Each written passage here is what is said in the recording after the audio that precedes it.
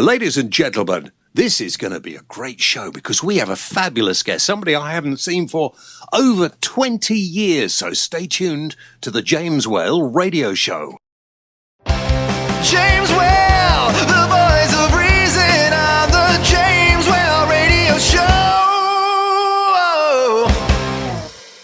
Right, here we go, and welcome to my little radio show online on your favourite radio station.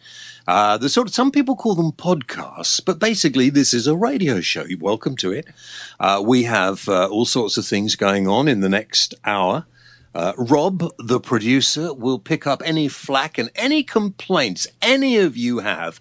Just get in touch with Rob. You can get in touch with him at jameswhaleradio@gmail.com. Yeah, or yell at me in the street. That'll do. Yeah, yell at him in the street. I don't give a stuff if you do that either. And also, to our friends listening in Texas, we have a lot of people now who listen to us via the USA. This radio program is taken across America.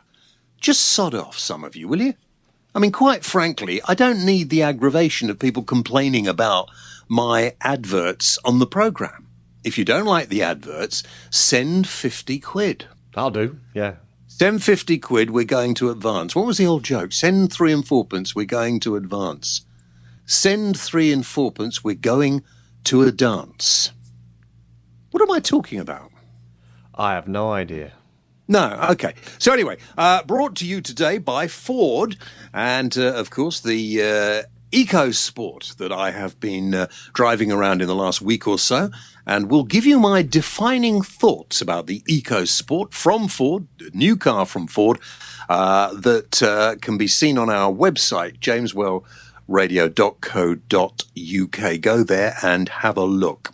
Now, exciting program this week because I will be talking to Wayne Hussey. Wayne Hussey was the front, and still is, the front man of a group called The Mission that back in the 90s were quite big. And they appeared on one of my TV shows in the 90s. You can see that program as well on the website.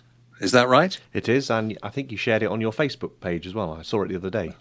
I did, but just to make sure it's on the website as well. Okay. It is, and you can get it off my Facebook site too. It's the program when Wayne Hussey came on, and Wayne came to do an interview. He'd been playing, I think it was in Leeds, because this program was done for Yorkshire Television. And Wayne Hussey decided he'd be difficult for some strange reason. I have no idea why. And as it was a live program, and he began to get very difficult and use lots of naughty language, I had to eject him from the program. I didn't know what else to do. What could I do? Nobody seemed to be helping me out, so I had to sort of throw him off the set myself. Now, that clip of that program has gone all over the place and been seen many, many times by many people. And since then, I have hardly spoke to Wayne Hussey on the night of the interview. So I'm looking forward to talking, to Wayne Hussey on the show for the first time in 20-odd years a little later on. If he turns up. He might not. I mean, if he doesn't turn up, what am I going to do? Don't say that. Well, you don't know, do you? The whole show's based around Wayne Hussey. Is it? Yeah. Oh. He better turn up. Yeah, okay. Oh, well, let's hope he will. Of course, for all our friends who don't like the ads, don't forget, go to the Facebook, jameswhaleradio.co.uk, and you can get free copies of audio books and you can get free movies. Just click on Love Film or Audible and the rest will become obvious. I think we should do some commercials. I'll just go to a commercial break. We can advertise a shop, mugs, cups, T-shirts. Yeah, do all that. Yeah, we'll do now, the big story I want to talk about is Ebola, right? Ebola is getting on everybody's nerves at the moment. And I just want to, it's the top story in the news. I've been doing interviews with virologists on various radio programs I do all over the place. Everybody is getting concerned about it. Look, there is only one way you can get Ebola. In fact, there was some people came over from Africa who've been doing some charity work and regularly go around and give talks to schools. And the parents of the school stopped the people going to the school. So, no, we don't want them, we might get it. And a young lad whose parents have been living, I think, in Africa, live in Africa, coming back to this country. The parents of this particular school wouldn't let him go to the school. This is balmy. Now, the way you get, do you know how you get Ebola, Rob? Because you're an ordinary sort of person, aren't you? I would imagine you would have to have some sort of contact with somebody that actually has Ebola. Yeah. Now, if you're standing near somebody who gets Ebola, how do you get it off them? Give them a kiss. Well, that might well do it. Yeah. You have to get some of their bodily fluid. Yeah. Onto you. Okay. You don't catch it like a virus that's transmitted through the air, right? That's good to know. Yeah, you have to be in close proximity of them, and you have to get some of their dribble, some of their pee, some of their poo, some of their vomit on you. Hence why in third world countries it spreads. Yeah. Got you. And that's why, of course, we take precautions, as you have seen. But when taking those protective clothes off, the trouble can be if you don't take them off very carefully and you get a little of the person's discharge fluid that may be on the outside of the protective clothing on you, that's when you could pick up the disease. I know all about that because every time I pick up the newspaper after my little puppy's done its business, sometimes I get that on my hand. Yeah, just wash it off. Yeah. You'll be okay. Good.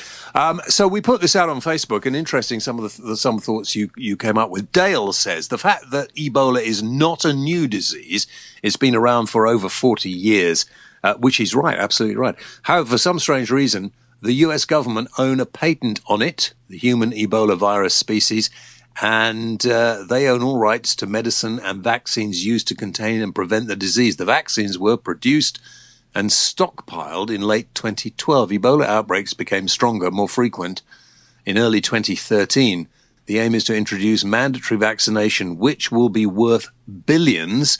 Why else would a government seek to patent a disease? Interesting conspiracy theory there. Thank you, Dale. Peter Hill says he's astonished that it's been let into Europe. I don't think it's been let in at all. I think it's a mistake. Somebody made a mistake, and that was it. Stuart says, don't touch anyone with it, and if you do touch someone with it, wash your hands. Basic hygiene. I don't think you have to. I'm not sure. I think you get it. It goes into the skin and into the bloodstream. I think. I'm not sure. You see, even I don't know everything. Oh, God, I don't know everything. That's a worry, isn't it? It's okay. Don't worry about it. I'm sure there's a team on standby. All right, okay. Joanne Oliver says, I've worked in a Category 3 containment laboratory for BSE, and that is way less contagious and dangerous than Ebola. I don't think there is anywhere near enough protection for workers in other countries. Interesting point, Joanne. Thank you for that. Phil Barron says, if people followed the advice given, they'd be all right. Maggie Whitworth says, a little like closing the gate after the horse has bolted. Now, should have tried to contain it long ago. Andy says, the Yanks will release the antidote soon. We'll get on with it then. Christina says, yes, but only if strict hygiene is observed. It is a disease of poverty. Good sanitation and clean water will prevail. Amanda Westgate says, not if we don't put restrictions on travel to and from infected areas and check them medically. Then we also have aid workers who fly back to receive treatment. People also need to be checked for the virus and other serious illnesses when entering from infected areas. And Alan says, I am sure people will pray to their own God who will solve the crisis if they exist. Huh? Are you taking your tablets, Alan? I hope so. Dear, oh dear, oh dear. So that's a thought. Any thoughts on that? Please get in touch. That's all you have to do. Now, Wayne Hussey arrived yet? Yeah. No. Well, he's not arriving, is he? We have to phone him wherever he is. I thought he was going to come here so I could throw him off the programme again. I didn't want that to happen. Did you not? No. Oh, okay. Right, a new feature on the programme, because I don't think Rob does enough work. And Rob is going to do a little technical feature because he knows all about technical stuff and gadgets and gizmos and things like that. I know all about bows and arrows, and any questions you want to ask me about toxophily, I'm only too happy to answer. So send them in. But on the other hand, Rob is our gadget guru, so we thought we would introduce into the program every week a little feature of Rob talking about, reviewing maybe, or explaining something new in the world of tech. No pressure then. No, so I thought we'd call it, hang on. Okay. I thought we'd call it, on the James Whale Radio Show, it's now time for Tech Talk. Ooh, I like that. What's been happening in tech this week? Windows 10 has been released for a preview. No, not another flipping Windows. Do we need any more? Well, we do, because we have at the moment Windows 8/8.1, so they've released Windows 10. But am I still on Windows 5 or something? You're on Windows 7, from what I can see. Am I? Yeah. Oh, right. Oh, that's good news, isn't it? I didn't know I was advanced as that. Yeah, so Windows 7 currently is probably the best operating system. Windows 8 is absolutely terrible because they got rid of the Start button, which everyone loved. So in Windows 10... Well, hang on. If you get rid of a Start button... Yeah. Yeah. Okay, with me, yeah. Yeah. How can you start it? Tiles. Oh, I know. I'm not up on this stuff. Go on, carry on. Anyway, Yeah. so Windows 10, guess what they've reintroduced? A Start button. Well done. Yeah, that's it. Yeah, see, I know quite a lot about tech, obviously. They've also reintroduced the search feature, which is quite handy for when you want to find your stuff. Yeah.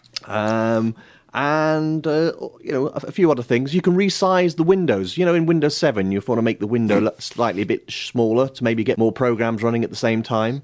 Yeah. Well, they got rid of that in Windows 8. Everything was full screen. So now you can resize everything. So basically, Windows 10 is the re-release of Windows 7 with some slight modifications. And so will we be going to Windows 11, 12 and 13 fairly soon too? I don't think so. I think Windows 10 is the one that everyone wants. So how much is this going to cost me? And how simple is it to get loaded on my computer? Well, at the moment, you can download the preview for free. Go to preview.microsoft.com and anyone can download it and have a play. I assume when they release it officially, that will stop working and you would have to pay typically about 70 quid. But all the new laptops and computers will have that on as standard. Oh, right. Okay. So nearly time, in that case, to get a new computer. Yeah. I've got a question for you, Mr. Techman. How long does a laptop normally last? Well, that's a good question. Well, I fix a lot of laptops, and I see laptops of at least 7-8 years old still working. So Really? It all depends on how well you treat it, I suppose. The usual thing that goes wrong with laptops is hard drives and people smashing the screens. Oh, right. And once that happens, it's just really worth getting a new one. Data is the most important thing, because laptops are very cheap these days. So if you haven't got any important data or you've done your backup, then just go out and buy a new one. But a lot of people don't back up. So we see a lot of people coming in saying, I need my stuff. Whatever happens, I need this laptop fixed. Oh, that's lucky for you. It is, yes. Yeah. So remember the watchword. If you want to put Rob out of work, back it up. That's the one. Thanks for that. Back it up. Yeah. I keep getting on my iPhone telling me I haven't got enough cloud or something. I don't know what it's going on about. Everyone's got a bit of the cloud, so there's not enough to go around. Well, I don't know that I want any more. No. It's especially rainy and wet ones. You don't want those either. All right. So next week, some more tech talk from Rob, right? Yeah, okay. Good. Right, let's get Wayne Hussey. I'm excited about this because I haven't spoken to Wayne for ages. Why don't you play a little commercial for our shop or something, and let's get Wayne on the phone. Okay, straight after this. Would you like a free audiobook? Our friends at Audible are giving everybody a free audiobook just by going to the James Whale Radio Show website, jameswhaleradio.co.uk. All you need to do is click on the Audible link, register, and you'll get your free audiobook. It's a bit like a book club, and remember, you can leave at any time and you still get to keep your free audiobook. So what are you waiting for? Just head over to the James Whale Radio Show website, jameswhaleradio.co.uk, and click on that Audible link now. Good afternoon, Ramadan London North. Sally speaking. How may I help? Hello there. Can you put me through to Wayne Hussey in room 356, please? 356. Okay, just give me a moment. Wow!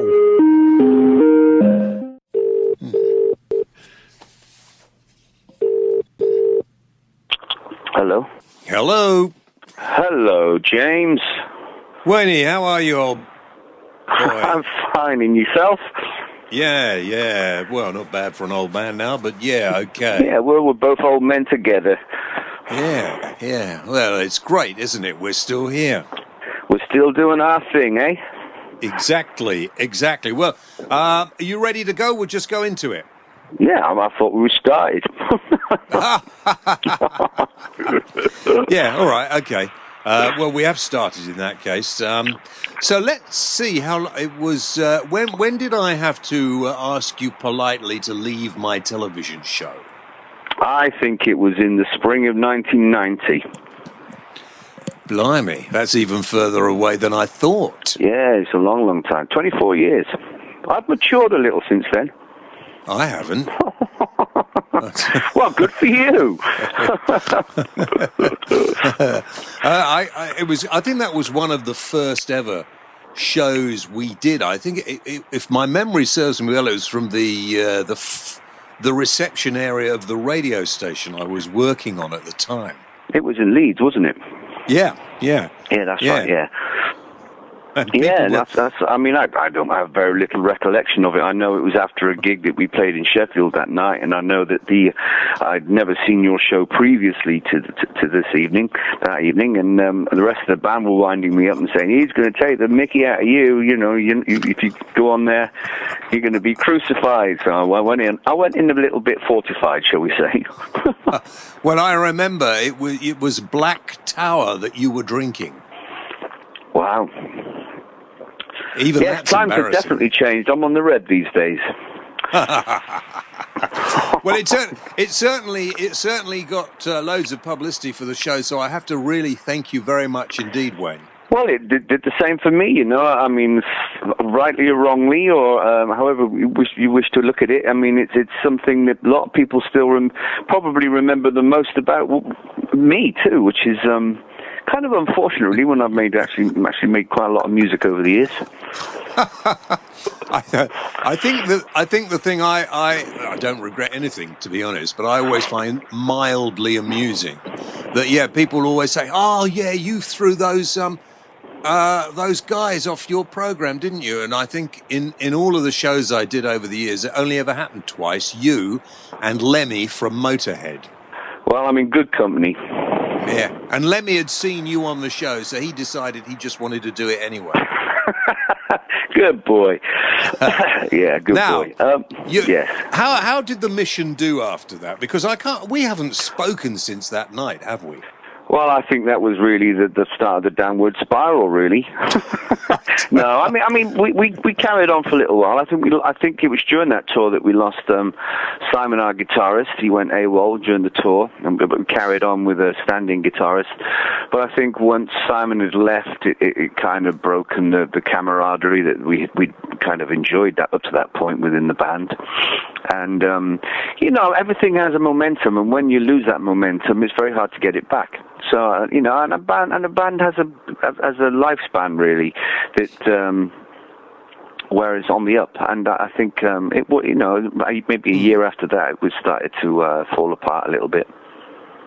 But the Mission, you're back. The Mission are still touring occasionally, aren't they? Yeah, no, I mean, each one by one, each original member of the band left me on my own, and I got other people into the band and carried on for a while. I mean, I was left with a lot of debts that I wanted to work off rather than just go bankrupt. And so, I carried on with it until about 96, 97, by which time I'd married an American for my sins and moved over to California. And packed it in. And then we got back together in '99 for an American tour. We did that for a few years. And then we got back together again with 3 of the original members in 2011 for the 25-year anniversary. And we've been doing things on and off since, yeah. I mean, we just did a South American tour in August, which was interesting. Now, you live in South America now, don't you? Yeah, I live in Brazil. Yeah, I live in I have a place in the country just outside of São Paulo, and we have what they call an apartment in the city. They call it apartments everywhere, don't they? Is that? Well, I thought that's just flats in Britain, isn't it? Yeah, you're right. Yeah, so I tried to correct myself here because when I go to the petrol station, I try to say petrol rather than gas. But it's a, you know, I haven't lived in Britain since '97, you know, so to me it's gas. Well, don't blame me for that either. I'm not blaming you for anything. What drove you to live in South America then? I thought Brazil particularly was a really dangerous place. Well, if you go into Bristol city centre on a Saturday night, that's a really dangerous place. You know, it's relative. I mean, obviously there are. I mean, São Paulo is huge. As a state, it's as big as Europe. As a city, I mean, it's probably the second or third biggest city in the world. And it's huge. You know, I mean, it's vast, and obviously there's lots of areas you just don't go to. But you know, there's lots of areas that are safe too. You know. And if you respect the locals and their ways, then I think, you know, that's a good rule of thumb to live by. My wife is Brazilian, that's why I'm there. Okay, and do you? I mean, is your livelihood now a musician? Is that what you do to earn your living, or do you not need to earn a living anymore? What do you spend your days doing? I wish. No, I'm still a musician. Still out here working. I'm actually in the middle of a 51-date European tour right now. So yeah, I still have to go out there and do my thing. What about your country house in Brazil then? What's that like? You sort of raising alpaca or what? No. I mean, it's what they call a chácara, which is basically a non-working farm. I bought it very cheaply about 10, 11 years ago for the princely sum of about £36,000, and it comes with a bunch of land, and it had five buildings on it, 5 dwellings, shall we say. One of which was the big house, which is where we live, and then one I converted into a studio and office area, so I do have to leave the house to go to work in the morning. And then my wife's mother and father live with us too in their own house, and they kind of look after the property when we're not there. And we have 5 dogs and 4 cats and parrots, and we have avocado trees and lemon trees and stuff, you know. So it's a pretty good life, James, I have to say. Why on earth would you want to come back to England then? Well, I'm asking myself that same question. I mean, I'm here on tour, and I love to tour still. I still love to go out and play shows, and I'm having a nice time with the shows, apart from the fact I've got a damn cold again. Every time I come here, I get a cold. So that's why I'm asking myself this question. Why do I always tour in Britain in the autumn? Let's talk about the tour, because is this you on your own or with members of the mission? What is this tour? This tour is me on my own. It's I play a little bit of guitar, a little bit of electric guitar, a little bit of acoustic guitar. I play a little bit of ukulele, a bit of piano. It's some lesser-known mission songs. I have a new album coming out next week, which is called Songs of Candlelight and Razor Blades, which I am kind of promoting. And so I'm playing songs from that. I mean, there's some kind of strange cover versions. Basically, I have a songbook of about 120 songs, and it varies from night to night, really, depending on my mood, depending, you know, on whether I've changed my socks, whether Liverpool have won or lost, you know, those kind of things. Football's quite important to you, isn't it? Oh, yeah. Yeah. So I mean, what was it like being there for the World Cup? Yeah, no, it was great. I mean,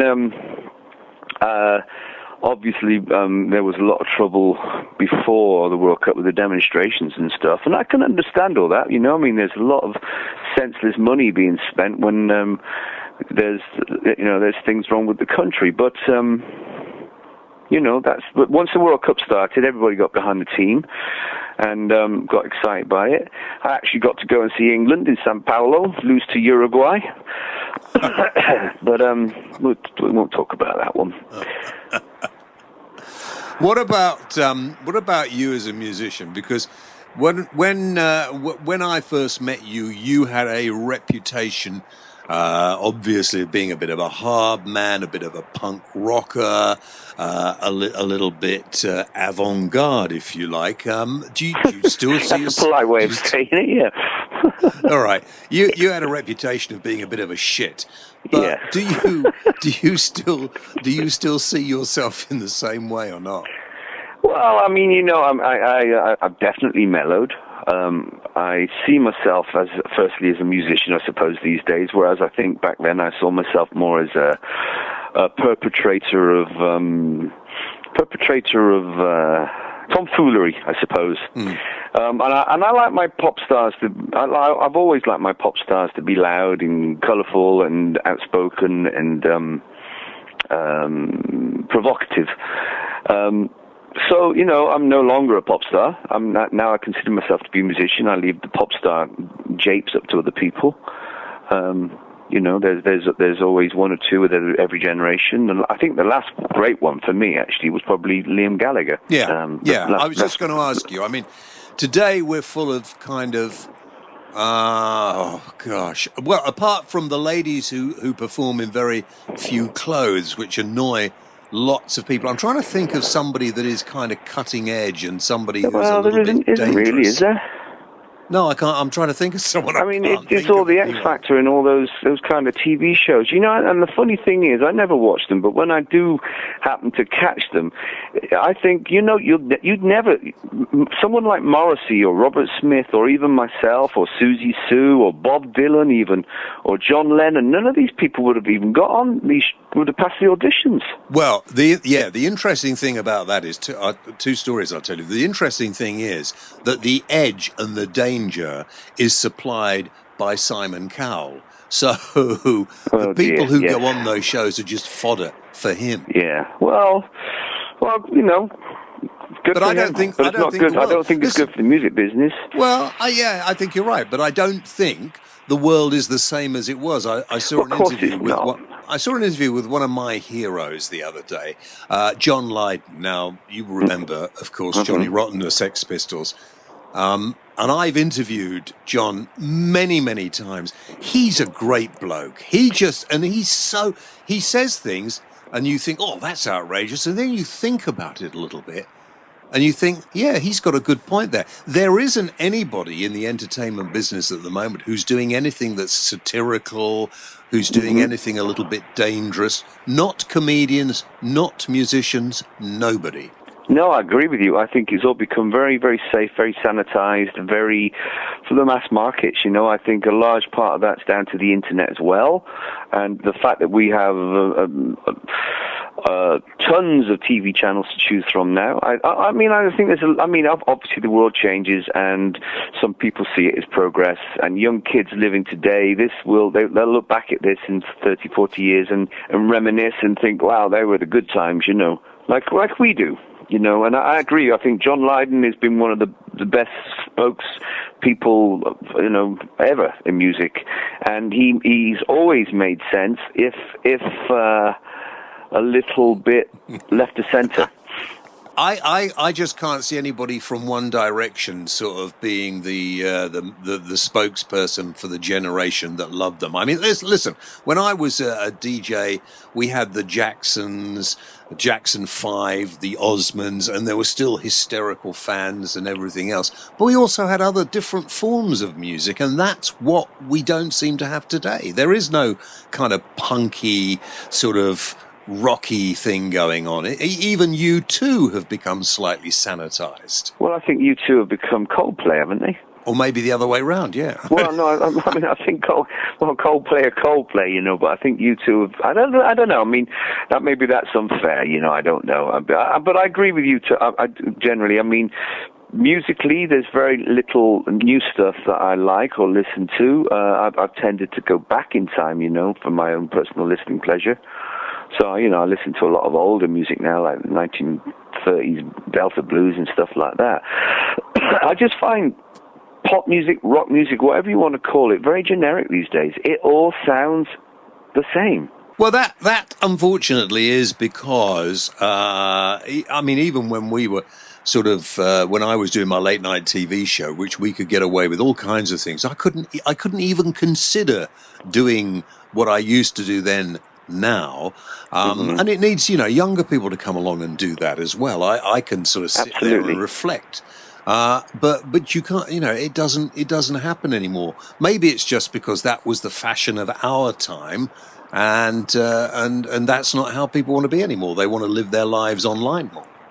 Well, I mean, I also think that, you know, when, you know, our time, which is probably, we're talking about the 80s, you know, I think there was maybe a sense of adventure, but and there was a sense of not really knowing what the boundaries were.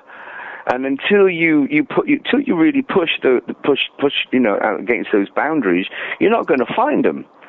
And I think, you know, maybe that some people overstep the mark, and then, you know, the whole thing has been reined in bit by bit, maybe. I don't know. Yeah, but because arguably, you see, it's easier now. When I started on the radio or on the TV, there weren't very many channels. When you started in music, you know, you had to get a record company. Now you can have your own TV or radio station online. You can release your own music online. Arguably, it's easier. Arguably it is, but I think people's attention span has become ever smaller. Yeah. Well, what's the sort of age range of your audience now? My audience these days, it basically ranges from, you know, maybe 40-year-olds to 60-year-olds. We didn't really appeal to the generation that came after, which is quite right, because, you know, I didn't really, my parents' music never appealed to me at the time. You know, music should be of its generation, pop music anyway. Yeah. But they're 40 to 60. But you know what's happening? They're starting to bring their kids, their young teenage kids. Yeah, what do kids think of punk now, I wonder, or sort of that kind of grittier music? Well, I think that, I mean, I'd like to think that they recognize that there is some kind of reality to it. You know, maybe that, you know... that it's not there in modern music. I don't know. I mean, we all like to kind of believe that what we're doing is honest and with dignity and with some kind of integrity, you know. So where can we see you play? You're going to be playing all over the UK over the next couple of weeks, aren't you? You're in London. Are you in London tonight? I'm in London tonight at the Garage, and then I'm off. This is the brilliant planning of my agent. I was in Newcastle the night before last night. Yesterday we drove down to London. In London tonight. Tomorrow in York.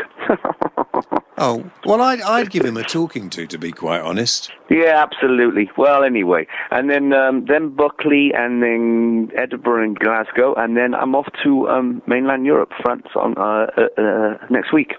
Well, listen, we'll put all your dates up on our website so people can go and take a look at that. And who knows, maybe we'll actually get to physically meet each other. It would be nice, James. Even if it's not on air, it'd be nice to go out for lunch one time when I'm in London and not full of cold, and just to just to talk. Nice. I'd like that, because this is the longest we've spoken. I think on the TV show our interview lasted 2.5-3 minutes. At very most. and there were a lot of there should have been a lot of bleeps. Yeah, but there weren't, and there were lots of complaints. But of course, yeah, you know what the funny thing is? After you ejected me from the set and you went to adverts, your people put me in the telephone room, and so the telephone started ringing. And I was answering the phones. People were saying, "Oh, I'm calling to call about the bad language on your show." And it's like, "Oh, really? Well, F off." I did. Do you know? I didn't know that. You just told me something I didn't know. Really? Yeah. There you go. Well, listen, people go and watch that clip over and over again. So Yeah, I know. It gets put on featured on TV's worst 20 moments quite frequently as well, doesn't it? Yeah. I think people want to I know. go and listen to you perform now. They may have seen the clip 24 years ago. Now go and listen to the new Wayne Hussey, and listen to some of the music, and maybe even check out some of those old albums of the Mission. Yeah, why not? Good to talk to you, my friend. Thank you very much indeed. Yeah, likewise. And next time I'm over, let's go and have lunch somewhere. I'd love that. Thanks a lot. All right. Take it easy, Wayne. Ta-ta. Bye-bye. Bye-bye. So, Wayne Hussey, do you know, I think he sounds like a really nice bloke, doesn't he? He's not the same Wayne that I've been seeing. No, I mean, he didn't even sound the same. The accent's slightly still there. Yeah. But he's asked me out for lunch. I know. I'll be getting invitations to things like, well, Pride of Britain and the Oscars before long. If he takes you out to lunch, are you going to be swigging out of his wine bottle? I might. Yeah. Yeah, I might. Go and check. By the way, if you haven't seen that bit of the first time, my first encounter with Wayne Hussey, as I said earlier, go to our website, jameswhaleradio.co.uk. Maybe that's where you're listening at the moment, and you can watch the whole programme, which is quite funny. Now, this is Wayne's current single, a new single called Wither on the Vine. It comes from the album The Songs of Candlelight and Razor Blades.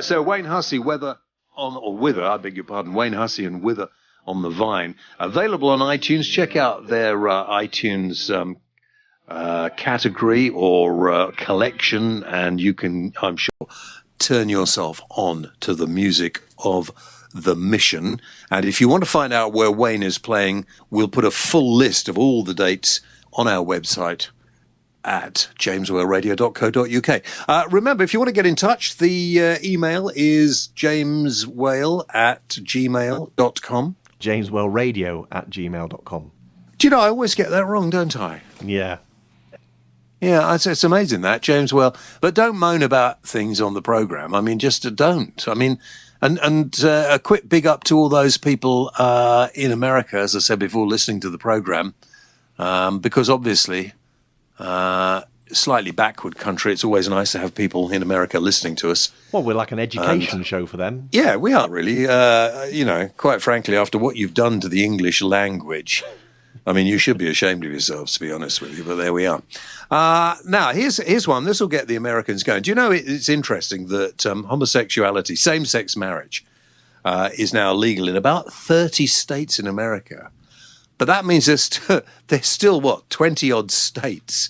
I mean, I think that's about the most backward thing I've ever heard. Live and let live is my motto. And of all the things you can get upset about, another person's private life surely should be the last. I was thinking about that with this whole business about this poor guy. Luckily, he's now been released, because if he hadn't been released, I don't think anybody would be going to Morocco for a holiday. You know, the guy who apparently had photographs which the Moroccan authorities saw on his private phone that made them think he was homosexual, so they locked him up.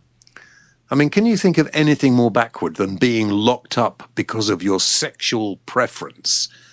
And this coming Saturday, depends when you listen to this, but what's the date? We're recording this on a Wednesday. The 8th, I think, today. Yeah.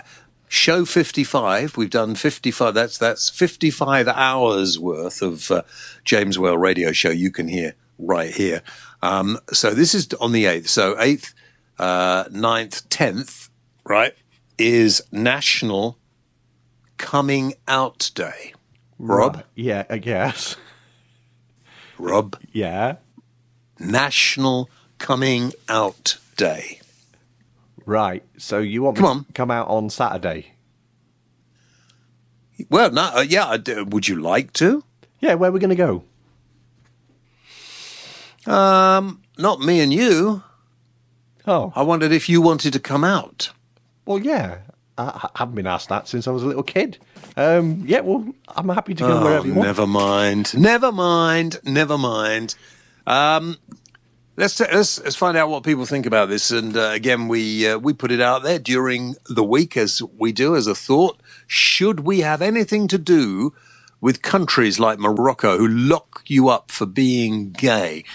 Karen, hello, Karen. She says, my cuz was holding hands in Dubai with her boyfriend and was cautioned by the holding hands police. It really frightened them. I think this world is getting worse. It's the 21st century. Grow up.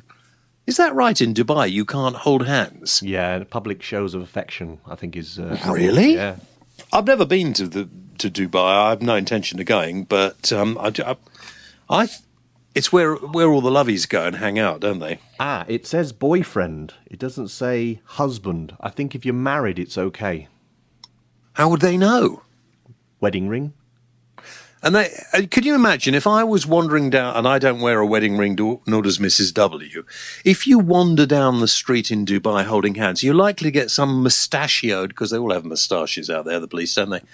Some mustachioed bloke comes up to you and says, what are you doing? Stop doing that. I know, just ridiculous. Just ridiculous.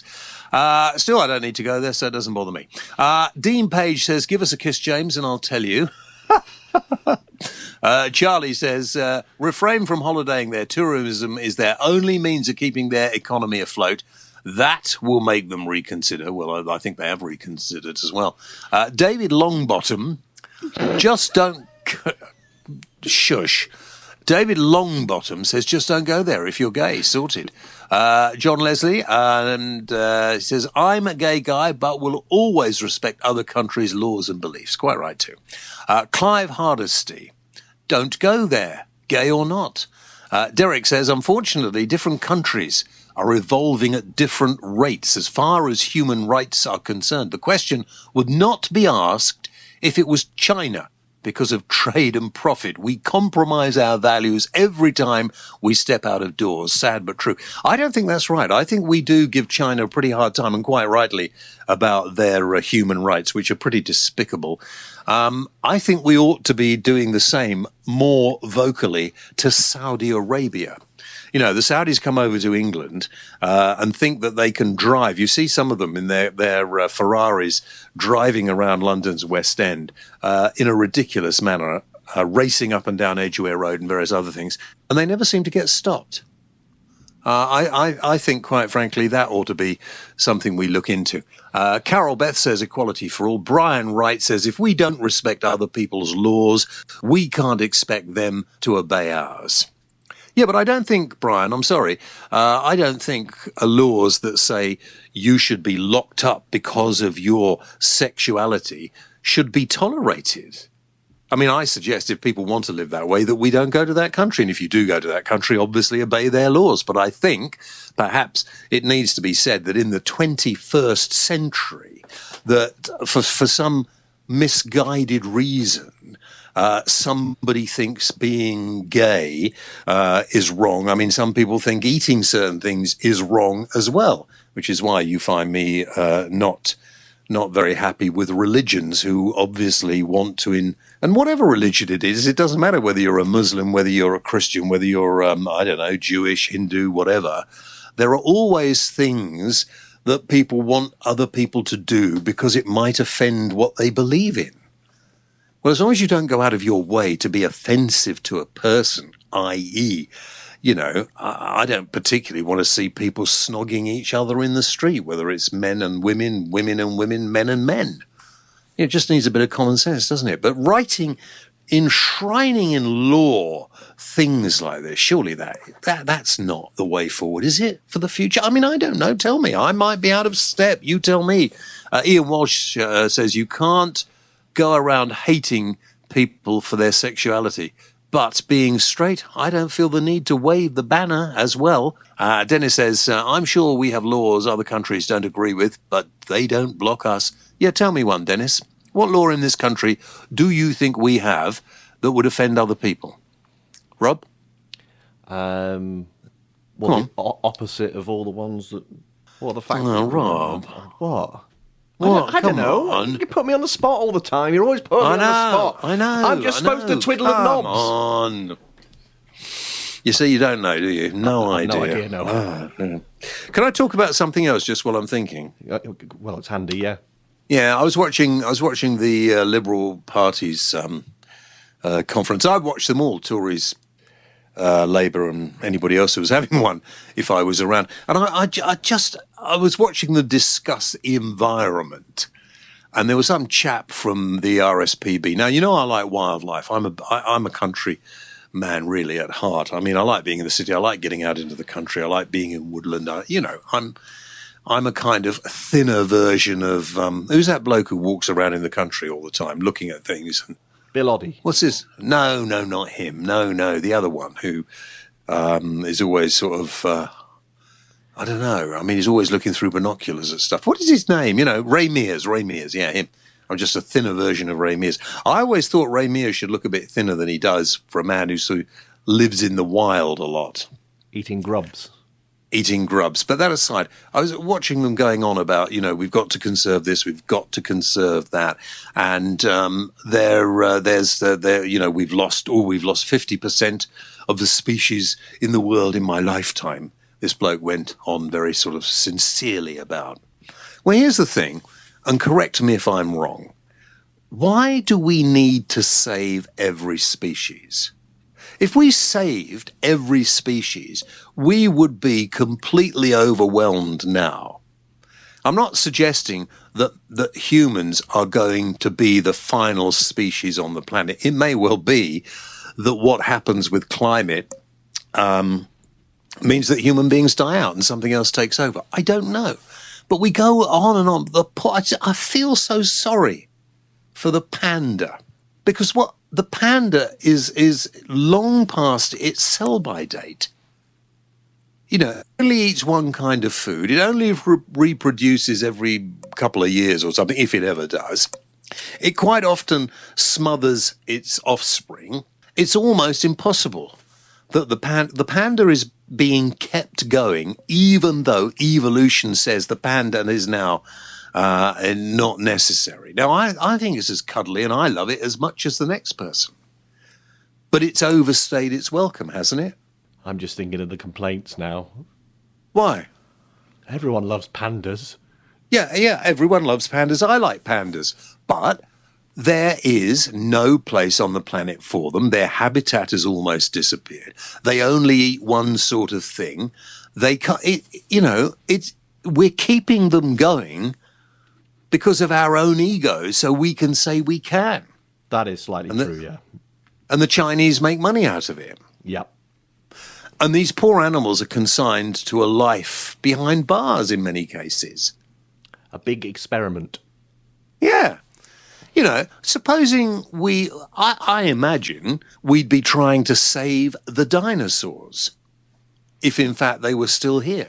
Would we try and save the wasp? Well, I presume, yeah. I mean, we're trying to save everything as far as I can see. I did this interview about a brownfield site in London that they don't want to build on because of the sort of bugs that there are there. We do need bees.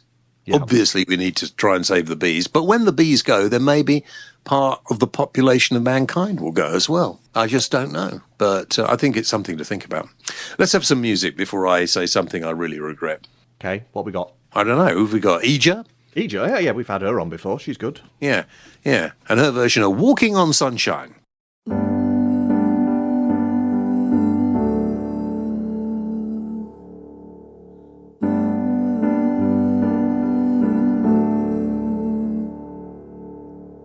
Used to think maybe you loved me. Now, baby, I'm sure.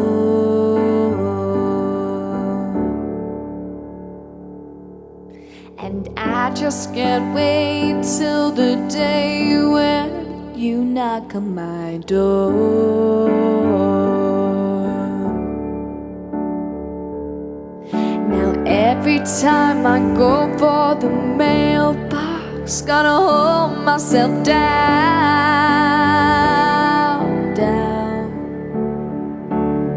'cause I just can't wait till you write me you're coming around. I'm walking on sunshine, oh, I'm walking on sunshine, oh, I'm walking on sunshine, oh, and don't it feel good? Don't it feel good?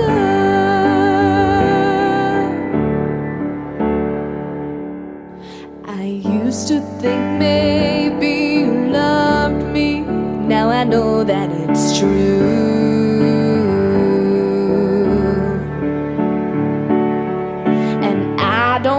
To spend all my life just waiting for you.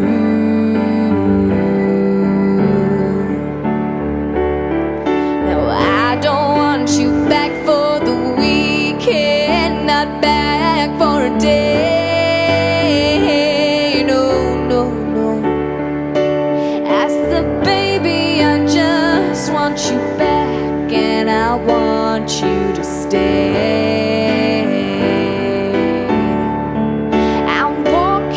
On sunshine, oh, I'm walking on sunshine, oh, I'm walking on sunshine, oh, and don't it feel good?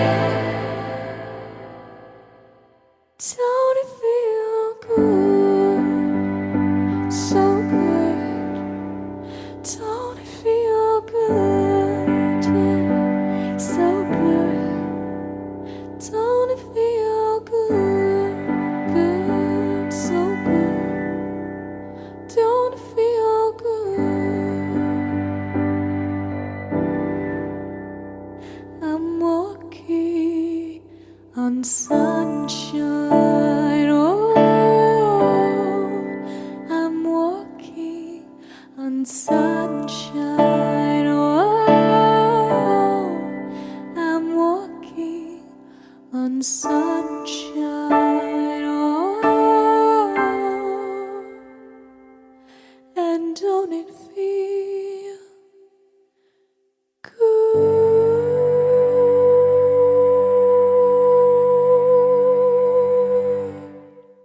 There we are, Ija, and her version of Walking on Sunshine.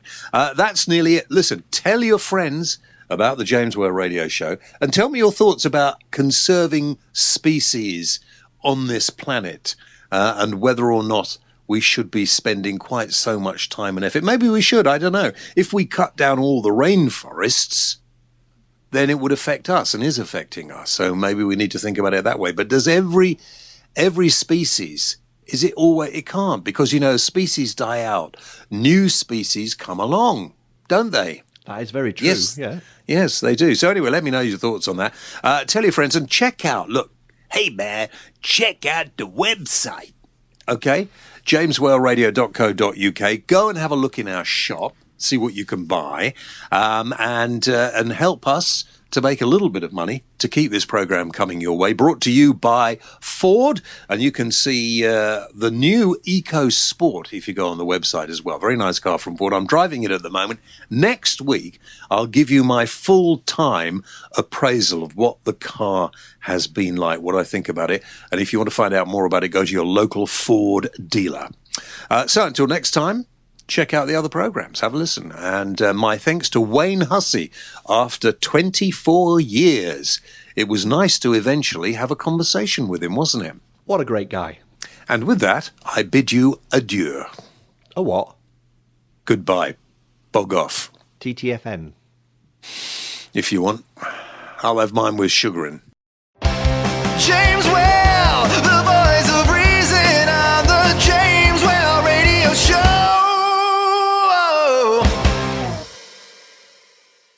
You're listening to the James Whale Radio Show. For more information, visit www.jameswhaleradio.co.uk. Why not check us out on facebook.com/James Whale Radio Show, or follow James on Twitter @the James Whale. James Whale, the voice of reason.